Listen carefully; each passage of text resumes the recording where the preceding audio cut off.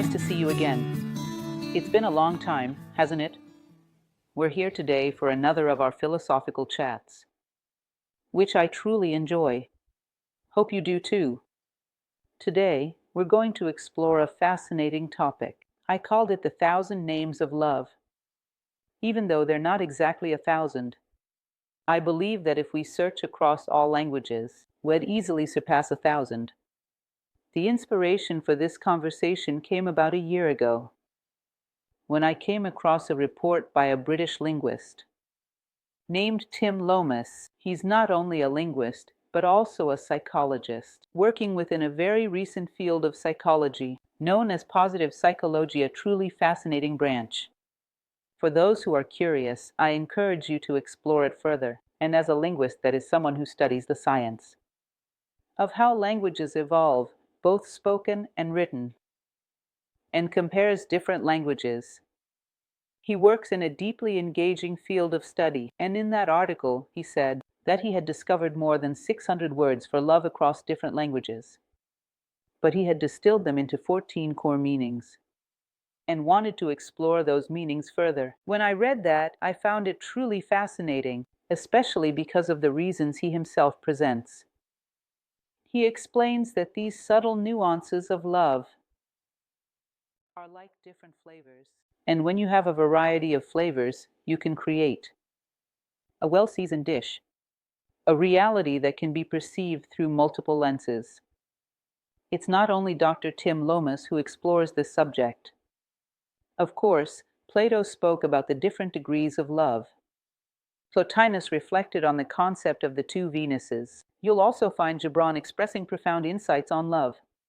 This endeavor to define love has deep historical roots. Even C.S. Lewis, the author of the Chronicles of Narnia, wrote a book titled The Four Loves, which is quite thought-provoking. So Dr. Tim Lomas' idea, updated for our times, brings an intriguing perspective.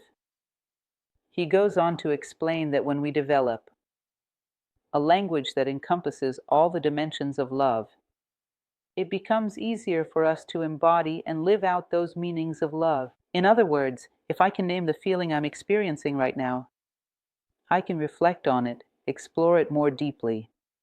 I can experience it with much greater awareness. In other words, you expand the scope of your emotional perception. He gives this a rather fascinating name. Not a term he invented, it actually exists within the field of neuroscience, and also in linguistics it's called granularity.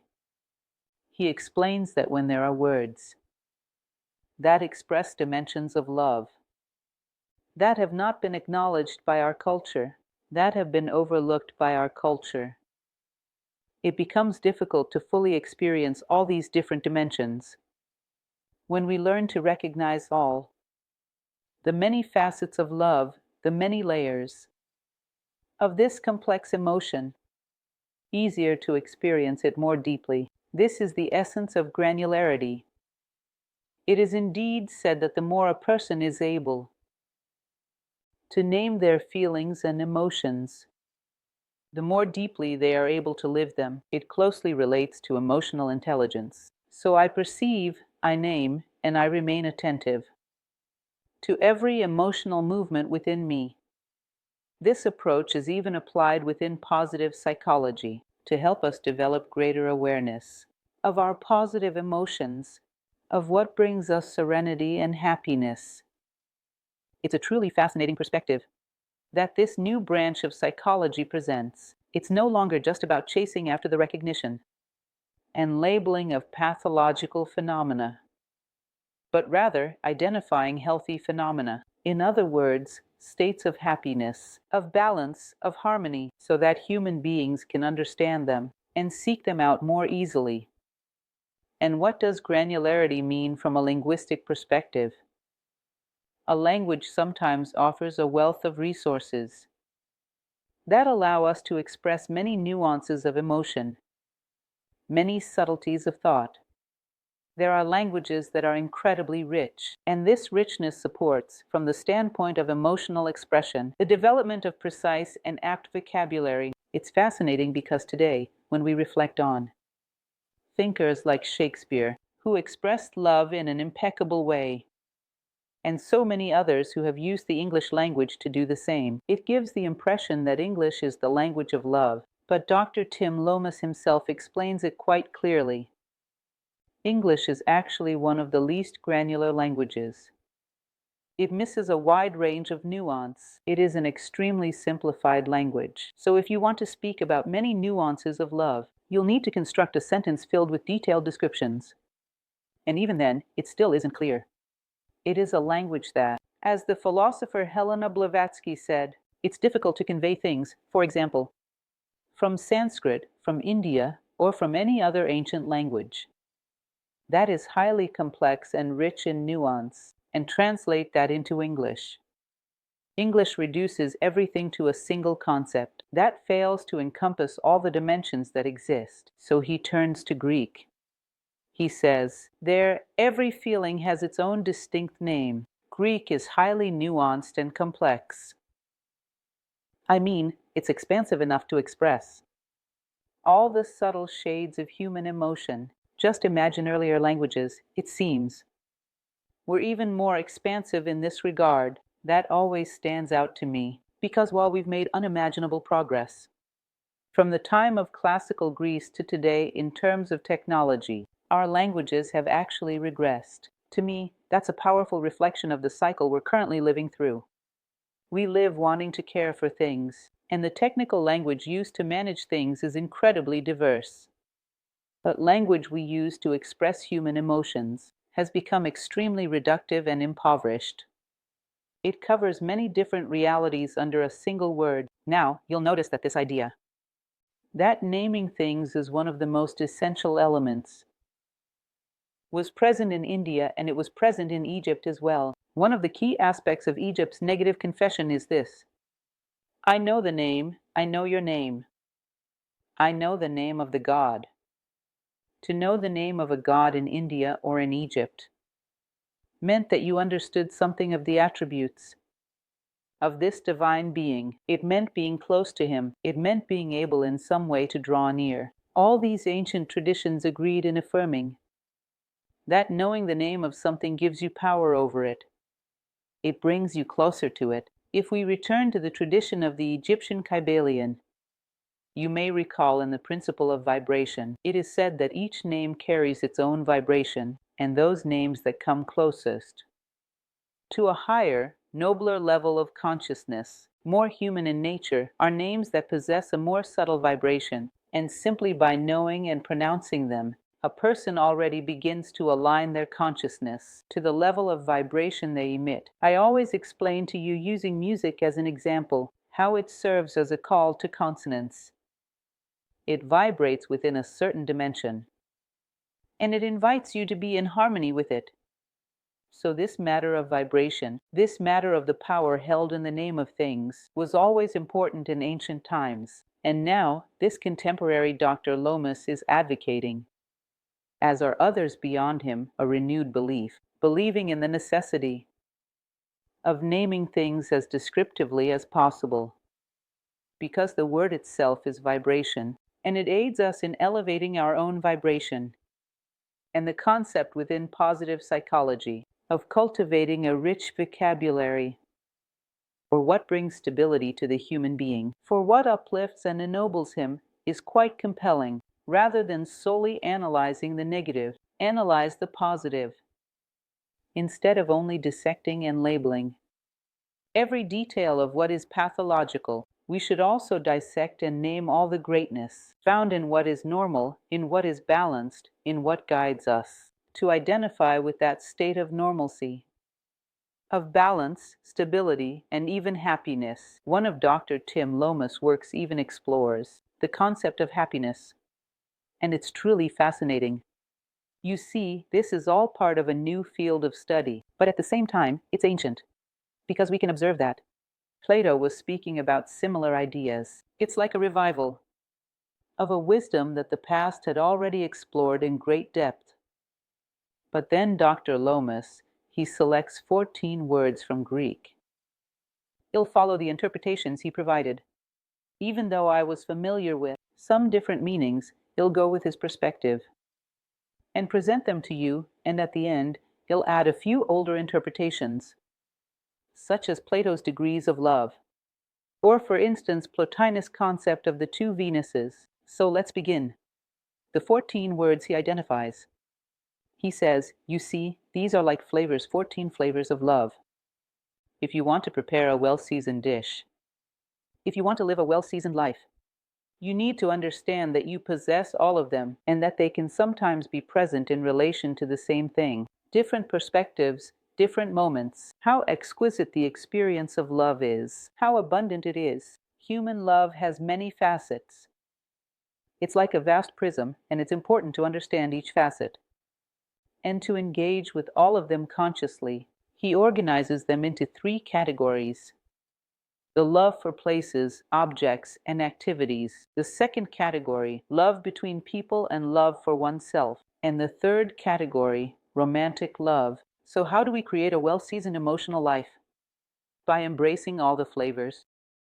The first flavor he introduces is eros. Eros, which we often recognize as romantic love, or sexual, erotic love, but he offers a different definition of eros. He explains that eros is the kind of love we can feel toward objects or ideas that inspire admiration or desire.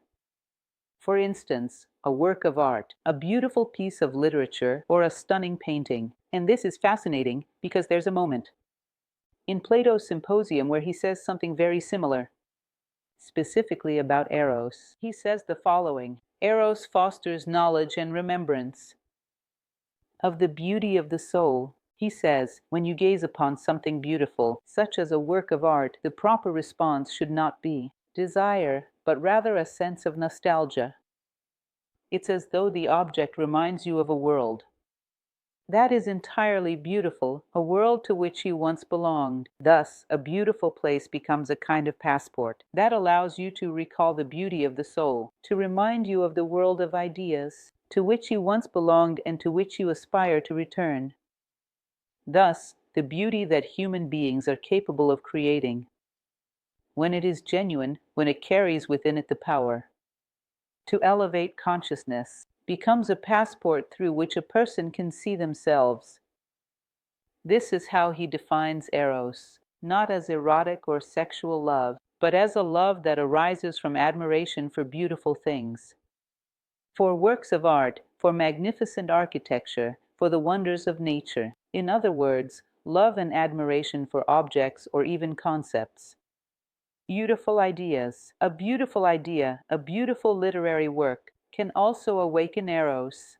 Think about that beautiful book, moving song, that you turn to when you want to elevate your consciousness, when you go back to read or listen again. That feeling you have toward these things, which serve as a passport for you to raise your awareness. That is eros, according to Dr. LOMAS, an aspect, one of the many flavors of love. Shall we explore another one? Next, he talks about maraki, which is connected to taste.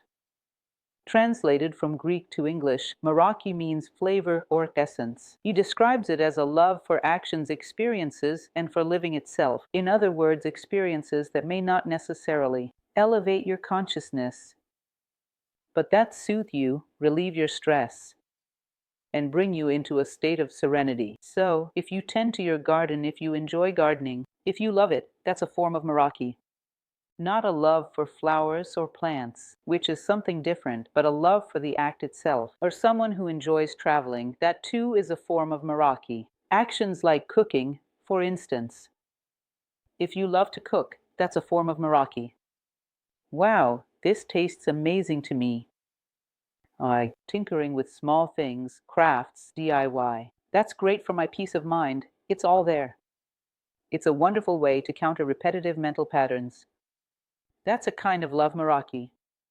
A love for simple yet fulfilling activities, a truly beneficial state of well-being for you. One more flavor, one more thing brought into harmony within the richness that is the feeling of love. And we must embrace all of its dimensions. The next form of love well explored is chorus. What is chorus? Chorus comes from the idea of space of a circle. Chorus is love for a place, for example, patriotism. Love for your homeland, and also a deeply rooted feeling, which is the love of home, the feeling of belonging. It's that psychological comfort that a small space, which we recognize as our own, gives us. The idea of home is a profoundly powerful one. You may have noticed sometimes people return from wonderful trips abroad. But often, when the plane lands back home in their own country, they applaud, and the personality truly feels a sense of relief. It's as if they found a cradle, a place where they can rest and feel at peace. And it is precisely in that moment, when the personality is at peace, that the soul can be most liberated. It's a time to process everything that has been experienced, to devote oneself to reflection. This is closely linked to Plato's concept of divine leisure. That is, divine leisure, in a way, was connected to chorus love. It's about creating a space where the personality can be at peace, where there is no noise. In there, you can dedicate yourself to freeing the soul and allowing it to journey, to let it process everything you've experienced. In other words, it's another meaningful element that enriches all of this. The feeling of home, the sense of being in a place where you are at peace. It's a different kind of love. Moving forward, we come to another flavor in our recipe. Let's prepare a delightful dish with that, shall we? This next flavor is storge. Storge is, above all, the affection we feel for family. It was regarded as one of the purest emotions. Plato said that the bond between parents and children, for instance, is very pure because it asks for nothing in return. It expects nothing back. A father who loves his child expects nothing more than for them to grow up healthy and happy. If he expects anything in return, that love becomes tainted and loses the essence of what storge is. Plato said this is one of the most beautiful qualities that all forms of love should embody, to expect nothing but goodness for the one you love. In other words, it often applies to relationships within the family, and even Dr. Lomas points out that sometimes storge blends with philia, which is the love found in friendship, because sometimes our friends become like family. They form such a profound connection that we know we can always rely on them. So at times, philia transforms into storge. Storge, then, is above all the feeling of familial love. Filial, paternal in other words, the kind of bond we recognize as one strong, or at least it ideally should not be broken. That's another deeply meaningful aspect. Imagine if we could bring all of this together into a single feeling, because what we're seeing are facets of a great prism. But it is one feeling that holds all this richness, a feeling capable of forming bonds with everything it touches, an activity, a place, a family, a friend. It has the power to give everything a new hue, a different light. That is the greatness of love. He continues, after storge, he speaks specifically about philia, which is friendship rooted in love, in companionship, in connection. It has no connection to eros. That is, it involves no carnal or intimate physical bond in any manner whatsoever. Its intimacy lies in the sharing of hearts between two people. One uplifts the other. But it is a love free from physical desire. That is philia, a love for a person, but also, many times throughout history, a love for a concept, an idea, a discipline. So Pythagoras used the love of philia precisely to express that he loved wisdomas, though this wisdom was the greatest of all his friends. Philosophy is precisely the love of wisdom philia combined with sophos, or sophia. It's fascinating, that quality which the great philosophers have always possessed. Wisdom becomes the greatest of your friends.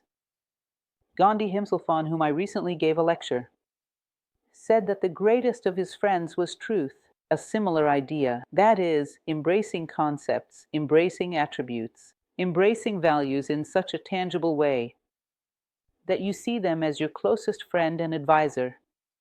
This is how philosophy came into being. Philosophy is philia plus sophos or sophia wisdom. Another perspective, right? Let's keep going. Then he speaks about philautia.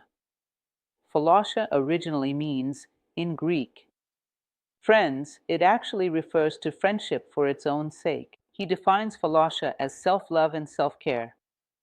That strange situation that can't or shouldn't happen, where we're capable of doing so much for others, yet nothing for ourselves. This sense of respect for the vehicle that nature has entrusted to us, the desire to care for it, to preserve it, because we understand how precious it is, how much it enables us to act in the world. It's like someone who owns a car. That helps him work, helps him care for his family. And we take care of that vehicle, no matter how modest it may be. It's a vehicle enabling you to fulfill your duties in the world. This body is a vehicle that allows us to carry out our duties in the world. We should treat it with care, as it doesn't truly belong to us. It's a loan from nature, and one day it will have to be returned. And that's self-respect, that care. This affection for the vehicle that humbly serves us so faithfully. That would be another form of love, recognizing the respect we owe to ourselves, dignity. The ancient name for this was philasha. Another important dimension. Notice how love is multifaceted and touches every aspect of life. Let's keep going. Next is epithymia. That one does resemble what we commonly associate with eros. Epithymia refers to sexual love, romantic love, sexual attraction. But if it isn't supported by storge or philia, often epithymia fades, disappears, and nothing is left behind. Epithymia is closely tied to passion. It follows a cycle. It inevitably runs its course. Its beautiful passion is like chocolate, but it comes to an end. And if there's no nourishment behind it to sustain you for the rest of your life, you won't be able to survive. So epithymia is like a delightful flavor, but it's fleeting. It follows a cycle. So it's associated with passionate love, sexual love, romantic love. In other words, it aligns more with that than with eros. Epithymia would represent this kind of sexual love. What else? Do you see that you're not excluded from this? Passion may fade, but in its place you might have built a love. You might have built a philia. You might have built a storge. You may have built something else, and you must. So that passion doesn't leave you with nothing, because it disappears as quickly as it arrives. It follows a rhythm like the cycles of nature. Pike's needy is a fascinating kind of love that we recognize within ourselves. Sometimes you see that adorable little puppy at your friend's house. You feel the urge to hug it, to squeeze it. Pike's needy is tenderness, that feeling of, wow, how tender that is. How it makes you want to cuddle, to show affection. It's another dimension of love. He would say that it makes things. Receive affection, receive tenderness. It brings beings closer together. It's a tangible expression of love that encourages people to share affection. And not just people. As I mentioned before, there's nothing more Peixnita-like than a beautiful pet. Soft, puppy-like, that natural desire to cuddle. That would be a form of love. It even stirs a kind of ache in you, doesn't it? Our hearts ache just a little. That's a sign it's one of the many facets of love. Pike's needy, very common, for instance, in tender beings, in little puppies, in that sense of vulnerability that they awaken in us, and the instinct to cuddle and protect them. It's yet another expression of love. It is also equally valid and necessary. Nature has not created any aspect of love in vain. Each one is essential. Pragma. Pragma, which from the perspective of the word itself, means in Greek thing. Pragma's linked to what is practical, as the name suggests, right? In other words, it refers to a love that endures, that is upheld by a conscious act of will, a relationship that lasts a lifetime. There may be fluctuations in passion there. There could be many things happening in that space, but underlying it all, in the background, there is a love, rooted in mutual respect, in the commitment to journey together, to be a positive force in each other's lives. That steadfast love which no circumstance can shake. So, he says that the willingness to build a life together, for instance, is entirely grounded in pragmatic love, a love that doesn't fluctuate with phases. Relationships, living together, go through different phases, but pragma is upheld by mutual commitment, mutual respect, and the will to honor the love they have chosen, to carry with them their whole lives, to always remain accessible to one another. So, the foundation of many relationships is pragma. It is built on commitment, on intention, and on that profound respect that grows as you walk side by side with someone. A very meaningful aspect, a love, as Kant would describe it, built and sustained by an act of will. He says that only this has moral value. The others are more a merit of nature than of the person themselves. Reflect on that. Think it through. We live in an era that fears commitment, and so everything that stems from it is often rejected. Emerging from ignorance and moving toward wisdom can only be achieved through commitment, a commitment to our own growth and self-betterment. The most meaningful things in life are built upon sincere commitment. Commitment to self-improvement, commitment to our own transformation, and through our transformation, the transformation of the world for the better. Another dimension of love, ananke. Ananke is often described as love at first sight. Its deeper meaning is necessity, that kind of love where you glance at someone and feel an instant connection as if you share something essential, a mutual need for shared experience, where being together could allow one to support and uplift the other. It is often associated with tragic or ill-fated love. It's the story of Romeo and Juliet love that strikes instantly. A feeling this person has something deeply meaningful for me, but sometimes life circumstances don't allow that love to unfold. It's a kind of love rooted almost entirely in intuition. I learn from this soul. This creates a powerful attraction, a shared need for experience. That connection doesn't always come to fruition. All these unfulfilled or unfortunate loves are expressions of ananke. This dimension of love is also deeply meaningful. Agape is a profound and beautiful way to love. Agape is connected to charity, compassion, and the desire to do good. Agape love is intimately tied to the idea of devotion orientation towards something divine, a yearning to be a positive force in the world, a desire to bring value to the lives of others. In essence, it is a deeply altruistic form of love. It is the love of generosity, the love that longs to give, and also the ability to receive with openness, creating a flow of energy and life with those around us. In essence, agape is merciful love, a compassionate love that seeks the fulfillment of goodness. In other words, a profoundly important facet of love. Koinoniathos is also a meaningful and relevant concept, referring to love for the collective, for society, for a community. For example, you may be part of a group of friends who reunite every year. For example, the group of people who graduated from college with you. There comes a point when that group becomes so deeply bonded. Through philia, which is the love of friendship, also creates love for the group itself, a love that often inspires even personal sacrifice. Sacrifice made in the name of the group, in the name of a religious community, in the name of a sports community. In short, any group united by a shared collective vision. We're from such and such a city. We belong to this or that trend, preference.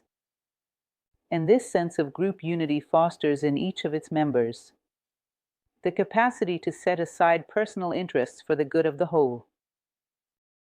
So you'll notice that this often results in societies and groups throughout history accomplishing great things. People are willing to make sacrifices for this idea because they believe the idea holds true value, almost as if it were a collective personality. A love for the collective, a love for the group. This is another form of love known as koinonia, and we experience it as well.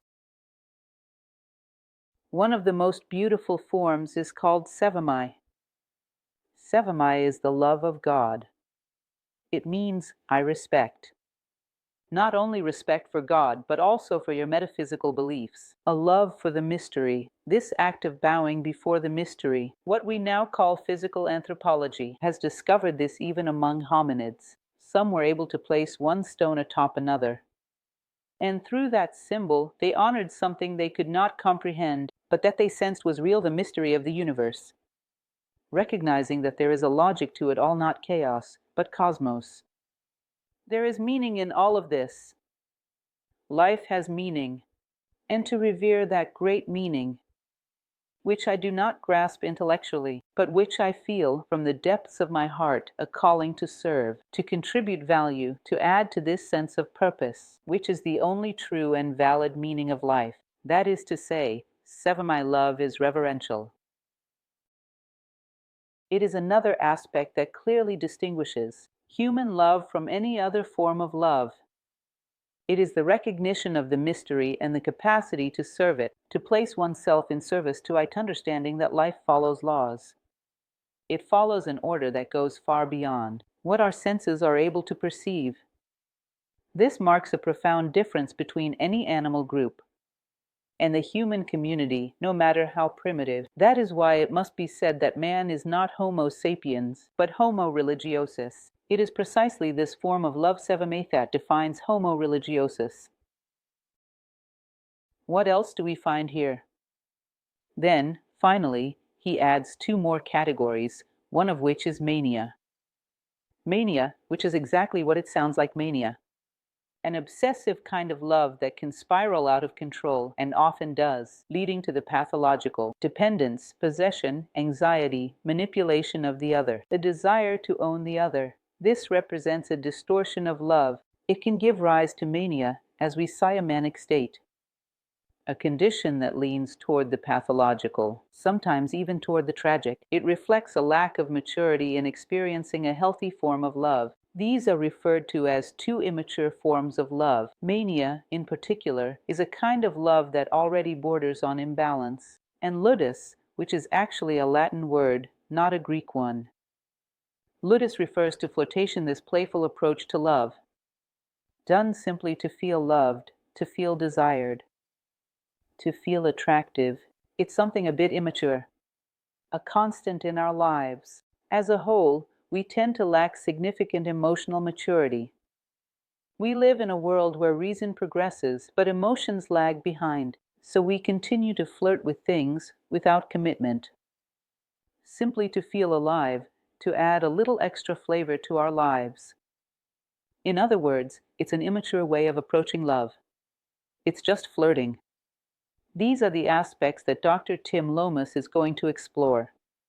Notice the possibility of bringing all of this together and understanding the power that resides within you. A power creates connections with the world, which, as the great philosopher Sri Ram once said, restores unity within multiplicity. That love is nothing more than that. It creates bonds so that what has been divided can become one again. Because according to all the traditions of humanity, essence of universe is the one, the truth of the universe is the one, and love restores this truth amidst the illusions. It unites what appeared to be separate. It dissolves the illusory boundaries. It transforms what seemed to be many into one. That is its role. As Hesiod says, when he speaks in his Theogony, he tells us that when the universe becomes divided, ancient Eros is born, the oldest form of love, precisely to bring back together that which has been separated, so that it may reunite once again at some point. Love is nothing more than the search for lost unity. And for that purpose, it creates bonds in every way, in every direction. And aside from what are called immature loves, all other forms of love are precious possibilities of the human being. We should strive to understand and put into practice. Continuing on, I brought something I find quite fascinating. Plato's Symposium, which even Dr. Tim Lomas occasionally references, contains something very intriguing called the Scala Amoris, the scale or ladder of love, where Plato illustrates how love, in its pursuit of beauty, reveals a deep connection to it. It's no surprise that Aphrodite had Eros by her side, or Venus with Cupid. Love and beauty go hand in hand. In a way, beauty has the power to awaken, inspire, and motivate love. So Plato says that the first step for a human being is to seek out a beautiful body. And this is by no means something purely instinctual. You can see that an animal doesn't choose a mate based on beauty. It doesn't even perceive beauty in that way. It goes far beyond mere reproduction. Ultimately, it is a quest for something deeper, for harmony that human beings long to attain, and that beauty makes possible. But beauty does not offer this simply through physical union with a body. That experience is always somewhat unsatisfying. As Lucretius writes in De Rerum Natura, you strike against the bars of another's body and go no further. Physical love alone does not grant possession of beauty. It's the first impulse of the human being to chase after a beautiful body. But at a certain point, one begins to understand that the beauty of physical forms does not belong to one single body. He begins to perceive beauty in all the bodies that exist on earth, and to appreciate and nourish himself with that beauty. Taking one step further, he comes to understand that none of these bodies can preserve beauty forever. The beautiful and radiant rose withers by tomorrow. In other words, bodies are not capable of holding on to beauty. But if a person, for instance, is just, is upright, is honorable, then that beauty lives within their soul for a lifetime.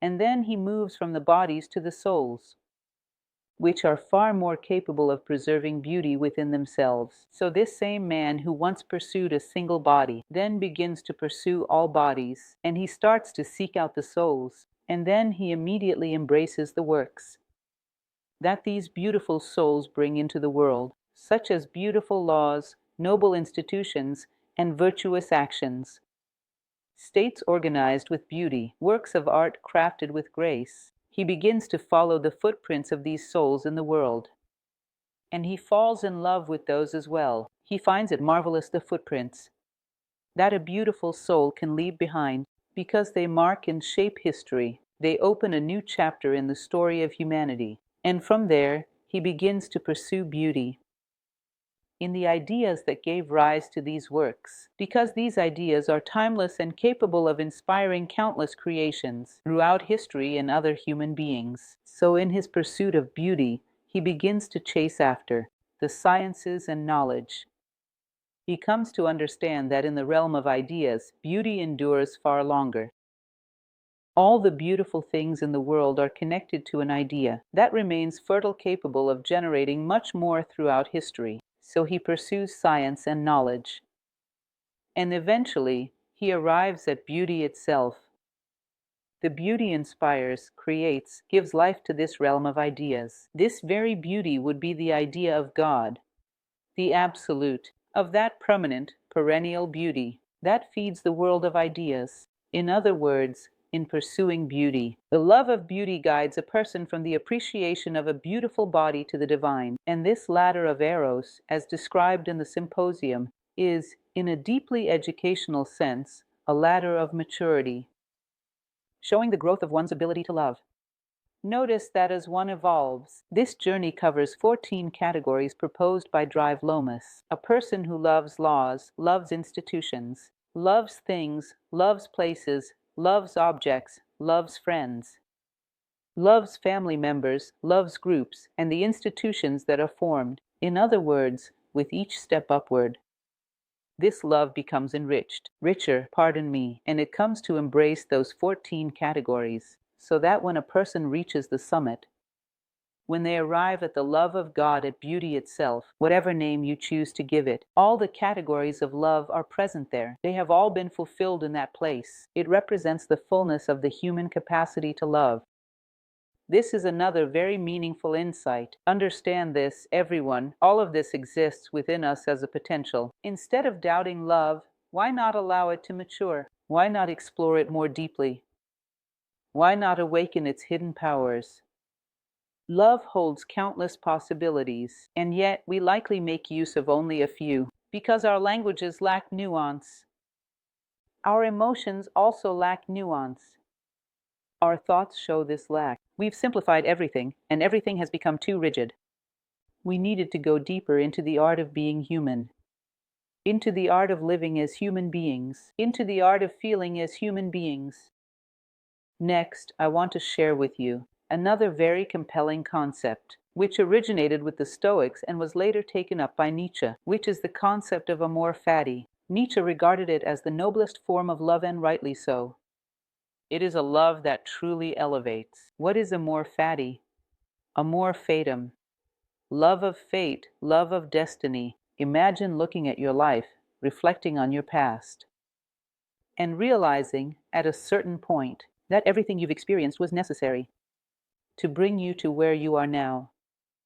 For everything you've lived through, there could be no better path than this one, so that you could become who you are, and you learn to accept and integrate your entire past. That's one aspect. But amor fati goes beyond that.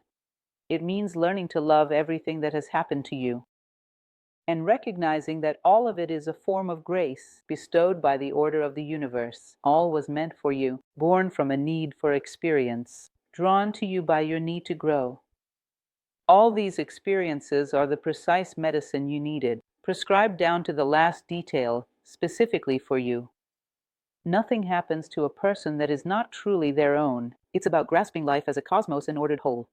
Not merely accepting what happens to us, but learning to love what happens to us, and not wishing for things to be any different, not only in the past, but also in the present and the future. The Stoics spoke of this, and Nietzsche as well. That is true nobility. That is faith in life. That is the trust that, whatever may come, will serve my growth, because all of nature works toward the perfection of beings. It's what Jung referred to as synchronicity. Because of the need to become ever more human, which is what nature calls us to, we draw to ourselves the very elements that we need for that transformation. These elements affirm our path, they illuminate our direction. Amor fati is love for life, love for what we call destiny, love for the facts as they are, and not as we once wished them to be. I return to that Native American prayer I often quote, which reminds us to be careful what we ask for, because we take a great risk, especially when we ask with deep faith. We risk being answered. Often, what we desire most is the thing that can harm us most. It's better to trust in what nature brings. She knows us more deeply than we know ourselves. She understands our vast potential to become fully realized human beings. And she needs us to become that. She provides all the necessary elements to create a path of least resistance toward that fulfillment. Nature is economical. If you drop an object here, it has a certain weight. And if there's no wind, it falls in a straight line, it doesn't curve. Nature doesn't waste energy, and it's likely following the path of least resistance, so that you can become what you were born to be, a complete human being. That is amor fati, which carries a deep sense of nobility and profound trust in life. And finally, I bring you the concept of love according to Plotinus. Plotinus describes the operations of the soul as if it were a sculptor, carving a stone while gazing at the model. You look toward the realm of ideas and see your model, and you sculpt the material so that it resembles that model. Then he explains the soul has two fundamental operations: contemplation and organization. Contemplation of the realm of ideas, an arrangement of the material world, so that it becomes a symbol and image and likeness of what things were meant to be, including the human being itself. And these two operations, according to him, create two kinds of love. The two Venuses, Uranian Venus, the one that lifts your gaze upward, toward Uranus, toward that world of possibilities, toward that plane of perfect ideas, and Venus Pandemos, who focuses on all things in the tangible world. Together, they embody the two essential operations of the soul, which are contemplation and organization. When they become separated, you may find a person fully absorbed in celestial realm, but without concrete realization, or someone rooted in the material world, yet unable to contribute anything meaningful to it, without offering any true value. No capacity to bring about improvement or transformation. They may keep things moving, but ultimately they add no real value. So these two Venisasone looking upward, the other downward. Neither is superior to the other when they work in harmony, contemplation and organization. If I only have organization, what is the foundation of what I organize? Is it based on what brings the most profit? What is profit? What does true gain mean in the life of a human? And if I have nothing to organize, then why do I contemplate? That too becomes a form of selfishness, a desire to witness truth, yet without sharing it with anyone, useless to the world. So for Plotinus, Venus Urania and Venus Pandemos represent all forms of human love. They all operate by looking upward and shaping the world around them. This too is a deep, valuable concept. Where is our Venus looking? Is it focused in only one direction? And finally, I'd like to conclude with this idea that a complete human being develops all of their potential. They awaken all their dormant powers, and to fully develop a feeling is like becoming completely sensitive. In everything, you release a bond, a tie, an essence. So it closely relates to what was classically described as seeing God in all things. But it's not just about seeing, because that's the role of the mind or intuition. It's about feeling God in all things. Because my love has 1,000 arms, 1,000 eyes, like the ancient Hindu deities, and to touch all things, to experience all things, through the many expressions of love. To touch without exploiting, it brings benefit. It touches and adds value, it does not take away. In other words, it is a fundamental love that seeks to enrich the world, and to perceive the essence within all things in the world, including our own essence, and that, Hesiod said, would be this great god Eros the Ancient, with countless possibilities, and none of them are dispensable to us. Take a moment to reflect on that. Love is a feeling in which we have much to grow, much to mature, and much to put into practice. That's all for today. Thank you so much for being here, and see you next time. Take care.